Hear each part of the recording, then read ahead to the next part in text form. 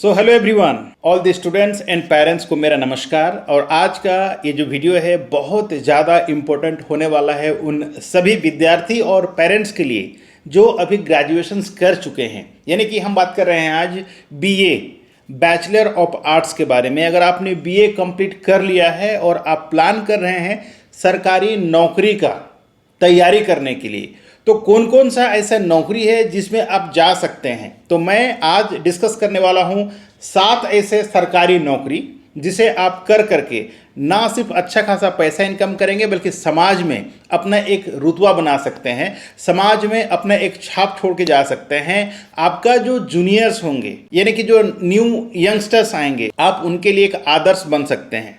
तो जो मैं 7 जॉब्स के बारे में आज बताने जा रहा हूं, जो करियर पाथ के बारे में बताने जा रहा हूं, आपको पूरा जानना चाहिए। और अगर आपको लगता है कि आपको भी इन सब जॉब का तैयारी करना चाहिए तो आपको बेशक स्टार्ट कर देना चाहिए, क्योंकि मैंने देखा है बहुत सारा स्टूडेंट्स जिन्होंने बीए किया हुआ है वो बहुत हताश रहते हैं, उदास रहते हैं। वो ये सोचते हैं कि हम बीए करके बहुत बड़ा गलती कर दिया, बीए के बाद कोई करियर है ही नहीं। तो ऐसा बिल्कुल नहीं है, बशर्ते आपको अच्छा से पढ़ाई करना है। नमस्कार, मैं हूं अशोक कुमार साहू, करियर कोच, और आप देख रहे हैं करियर विद साहू सर। अगर आपको इसी तरह का इन्फॉर्मेटिव वीडियो देखना है तो चैनल को सब्सक्राइब कर लीजिए, क्योंकि मैं हर एक रोज इसी तरह का, चाहे कोर्स के बारे में हो या जॉब के बारे में हो, चाहे देश या विदेश के बारे में हो, आपके पास एक वीडियो लेकर के आता हूं जिससे आपको ये मदद होगा कि आप डिसीजन ले पाएं। शुरू करते हैं। सबसे पहले बात करते हैं बीए के बाद है बैंकिंग जॉब। अगर आप समाज में एक प्रतिष्ठा बनाना चाहते हैं, अच्छा खासा इनकम करना चाहते हैं, तो आपके लिए जो पहला विकल्प लेके आया हूं मैं वो है बैंकिंग जॉब। बैंकिंग में बहुत तरीके के जॉब हैं जिसे आप बीए ग्रेजुएशन के बाद कर सकते हैं, जैसे IBPS clerk, IBPS PO, SBI clerk, SBI PO और आरबीआई असिस्टेंट। ये सारा ऑफिसर रैंक है। एक बार आप ग्रेजुएशन कर लेते हैं तो ये सारा जॉब्स के लिए आप तैयारी कर सकते हैं। जैसे कि मैंने कहा, ये जॉब के लिए क्वालिफिकेशन जो चाहिए वो बीए या फिर कोई भी ग्रेजुएशन चलेगा, लेकिन आज हम पर्टिकुलरली बात कर रहे हैं बीए के लिए। तो अगर आपने बीए किया है तो ये सारे जॉब में आप अप्लाई कर सकते हैं। एज के बारे में बहुत ज़्यादा आपको ध्यान रखना है। इसमें जो एज क्राइटेरिया होता है वो 20 से लेकर 30 साल होता है। हालांकि अलग अलग कैटेगरी के हिसाब से इसमें भी बहुत छूट दिया जाता है, लेकिन जनरली मैं बता दूं आपको 20 से 30 साल की उम्र वाले ही इस जॉब में अप्लाई कर सकते हैं। आपको बहुत ज़्यादा ध्यान देना है किस चीज़ पे, यानी क्वांटिटेटिव एप्टीट्यूड टेस्ट होता है, रीजनिंग एबिलिटी टेस्ट होता है, इंग्लिश टेस्ट होता है, यानी कि इंग्लिश आपको सीखना बहुत ज़रूरी है। जनरल नॉलेज यानी जीके और करंट अफेयर्स, अभी क्या चल रहा है, चाहे वो राजनीति में हो, क्रिकेट में हो, देश में हो, इसके बारे में आपको जानना है। सैलरी की बात करें तो इसमें 30,000 से लेकर 70,000 तक का बेसिक सैलरी आपको पर मंथ मिल जाता है, प्लस बहुत सारे बेनिफिट्स मिलते हैं बैंकिंग जॉब में। तो आपको ध्यान रखना सारी चीज़ों का और तैयारी अभी से चालू कर देना है। अगर आप बैंकिंग की तरफ आपका रुझान नहीं है, आपका मतलब मन नहीं है, तो भाई आप सिविल सर्विस की तरफ जा सकते हैं।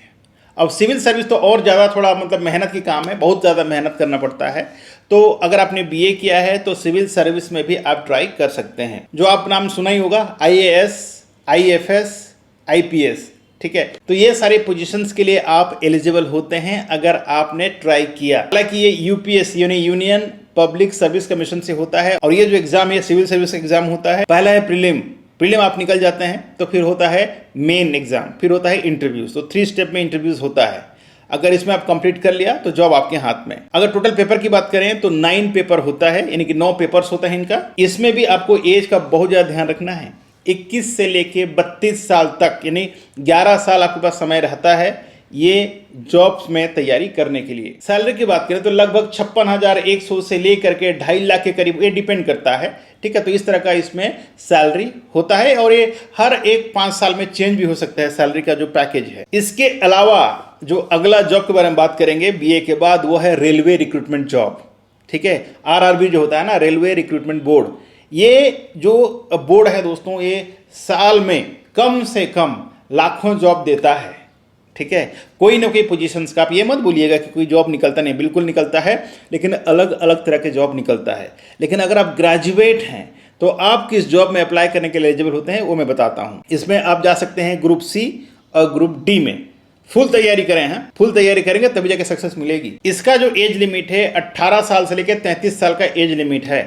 मैं हर एक समय बताता हूं एज का बहुत ज़्यादा इंपॉर्टेंट रोल है।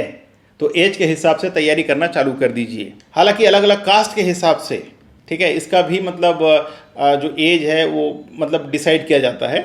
ग्रुप सी में आता है जैसे क्लर्क है, स्टेशन मास्टर है, या गुड्स गार्ड कह सकते हैं आप, ठीक है, ये सारा जॉब इसमें आ जाता है ग्रुप सी में। अगर ग्रुप डी की बात करें तो ट्रैक मेंटेनेंस और हेल्पर, ये सारा जॉब में आता है। इसमें आपको फोकस करना है रीजनिंग में, मैथमेटिक्स में, जनरल साइंस में और जनरल अवेयरनेस, ये चारों सब्जेक्ट पे आपको फोकस करना है, ठीक है। हालांकि इसमें भी इंग्लिश बहुत जरूरी है। जो अगला जॉब आप ले सकते हैं वो है state civil service. State civil service मतलब जैसे मैंने पहले बताया यूपीएससी, तो ये स्टेट लेवल पे आता है, स्टेट सिविल सर्विसेज का, ठीक है। इसमें भी सिमिलरली 3 टाइप का एग्जाम्स होता है। पहला है प्रीलिम, फिर होता है मेन और लास्ट इंटरव्यू, माने मॉक टेस्ट होता है, ठीक है।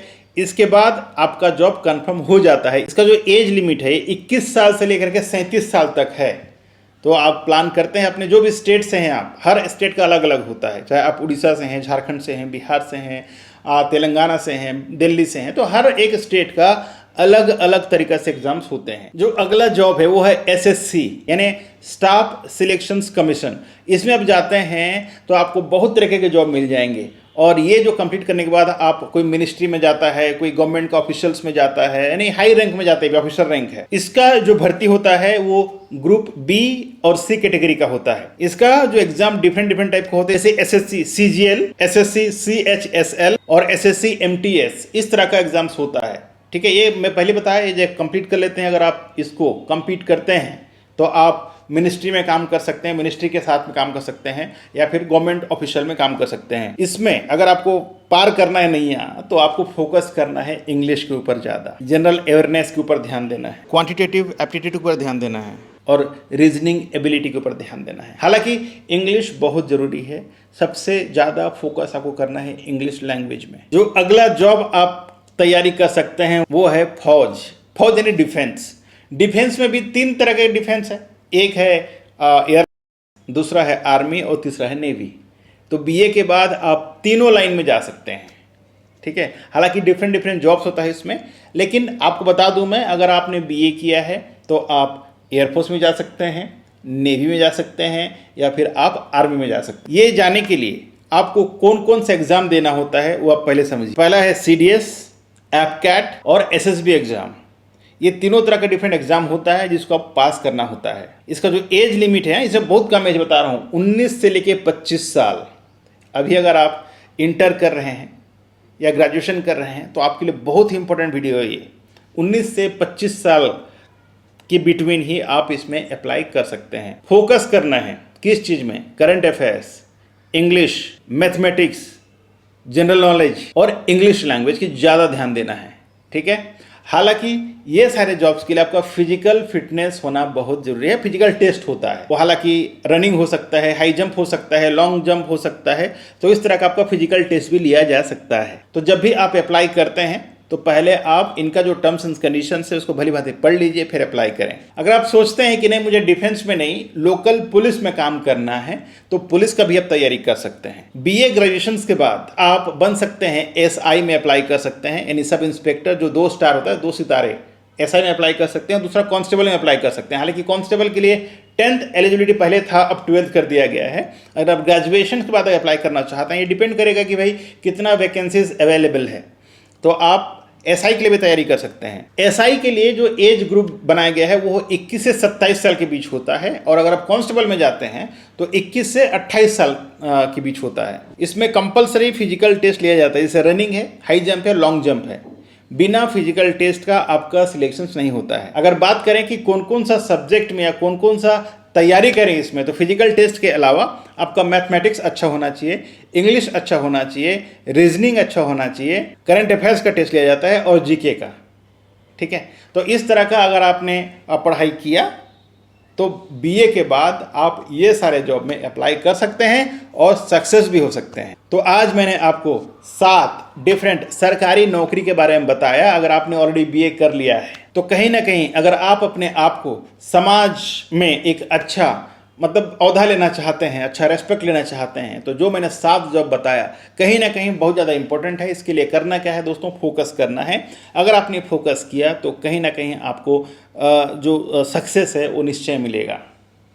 इसके अलावा अगर आप और कोई भी जॉब्स के बारे में जानकारी जानना चाहते हैं तो नीचे कमेंट सेक्शन में कमेंट जरूर करें। अगर ये जो मैंने 7 जॉब बताया इसमें फुल डिटेल्स अगर आपको वीडियो चाहिए रहेगा, स्पेसिफिक अलग अलग, जैसे कि यूपीएससी में क्या जरूरी है, आर्मी के लिए क्या जरूरी है, आर्मी में क्या क्या और चाहिए होता है, तो मैं अलग अलग वीडियो करके आऊँगा आप लोगों के लिए, जिससे आपको आसानी से और डेप्थ में समझ में आए। लेकिन हाँ, मुझे ये जानना है कि आपका इंटरेस्ट किस में है। अगर आपने ग्रेजुएशन कर रखा है, चाहे वो बीए हो, बीकॉम हो या बीएससी हो या बीबीए हो या बीटेक हो, कोई भी ग्रेजुएट बंदा ये सारे जॉब में अप्लाई कर सकता है। हालांकि आज मैंने सिर्फ बीए के बारे में बताया है, लेकिन कोई भी ग्रेजुएशन का बच्चा ये सारा जॉब में तैयारी कर सकता है। आशा करता हूं आज के वीडियो के माध्यम से आपको बहुत कुछ इन्फॉर्मेशन मिला होगा जो आपको शायद पता नहीं था होगा। अगर वीडियो अच्छा लगा हो तो वीडियो को लाइक, कमेंट और शेयर जरूर करें। अगर आप पहले बार चैनल पर आए हैं तो चैनल को सब्सक्राइब कर लीजिएगा। Thank you so much for watching. मिलते हैं एक और नए वीडियो में नए टॉपिक के साथ। तब तक के लिए मैं अशोक कुमार साहू आपसे विदा लेता हूं। आज के इस वीडियो से मिलते हैं एक और नए वीडियो में। तब तक के लिए आप रखें अपना ख्याल और मुझे दी इजाजत। Thank you so much. जय हिंद, जय भारत।